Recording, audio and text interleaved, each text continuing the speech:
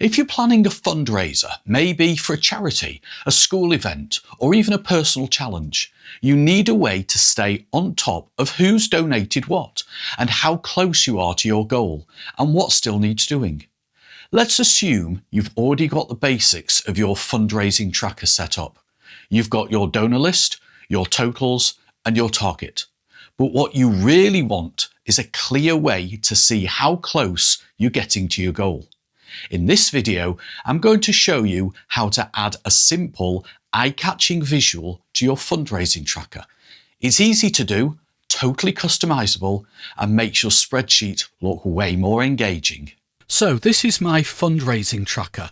I've created a table to store details of who has donated, and that goes down to row 105, but you can add more rows if needed.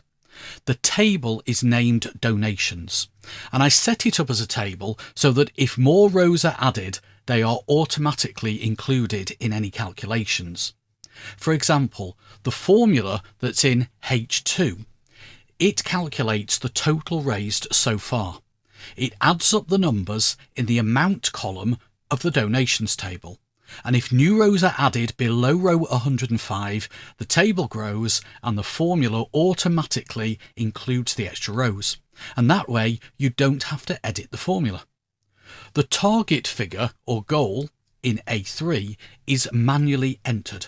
And in this example, I'm aiming to raise £1,000 or dollars or whatever. I've deliberately not put any currency symbols in. And that way it's flexible. It doesn't matter whether you're raising money in dollars or pounds or any other currency. You'll know what currency you're tracking. On the Formulas tab, which I would normally hide, but I've left unhidden for the demo, I have a formula in B1 which calculates the money raised so far as a percentage of the target.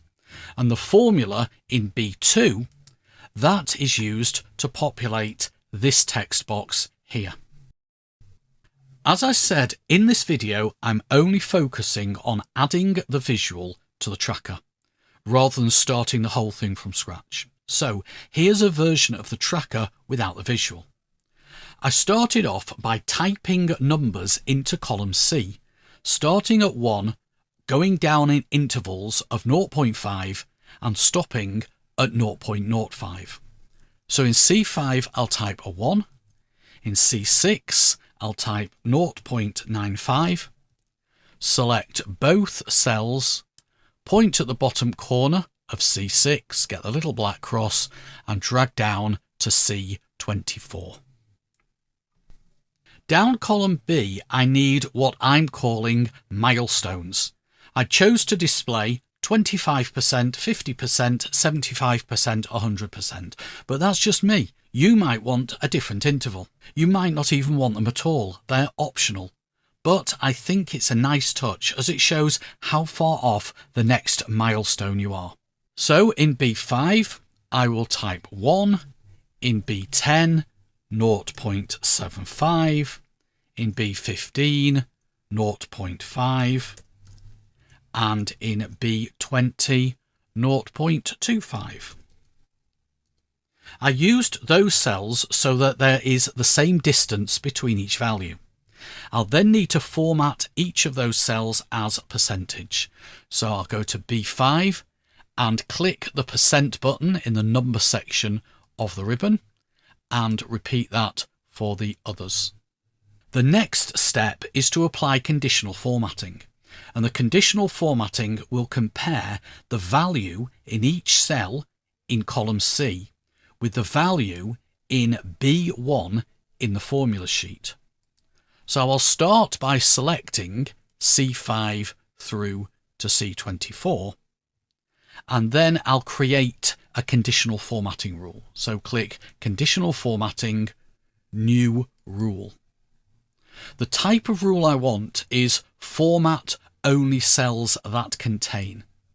In the Format Only Cells With, I'll leave the first drop down as Cell Value.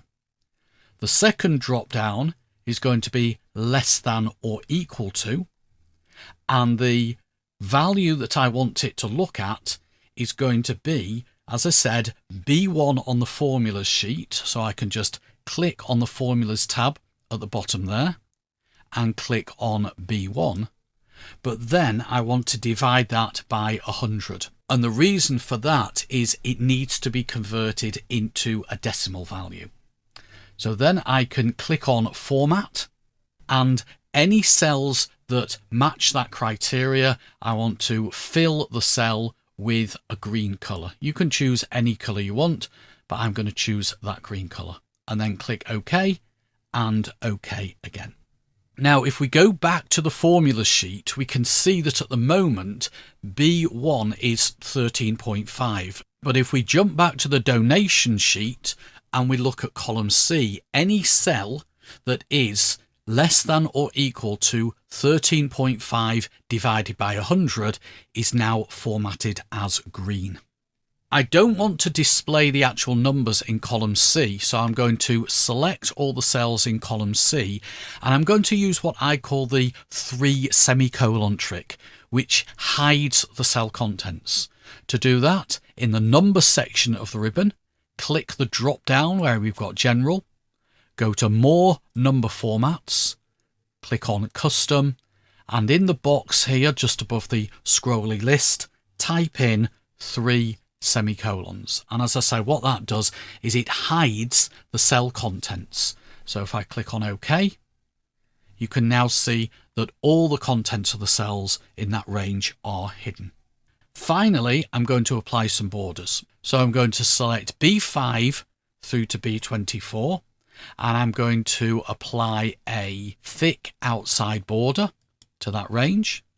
I'm going to do the same thing for column C, thick outside border, and then I want a bottom border on B5, so I'll choose bottom border, and I want a top border and a bottom border on B10, so top border and bottom border, and the same for B15, top border and bottom border, and the same for B20, bottom border and top border. Just to test it, let's go and add another record in here. So I'm not going to put in the date, the name and the contact details, but let's say this person donated £100 or dollars or whatever currency. We'll put 100 in there. That has increased the amount raised to 235.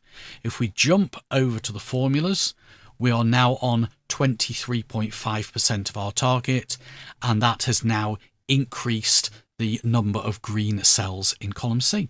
And that's it. Now, obviously, there are many different ways to create a fundraising tracker, depending on what you want it to look like, how you want it laid out, etc. What I've shown you is just one way of doing it. Well, I hope the video helped you out, and if it did, please give it a thumbs up. If you'd like more Excel tips and tricks, check out my website at theexceltrainer.co.uk. As always, thank you for watching. I'll see you in the next video, but until then, have an excellent day.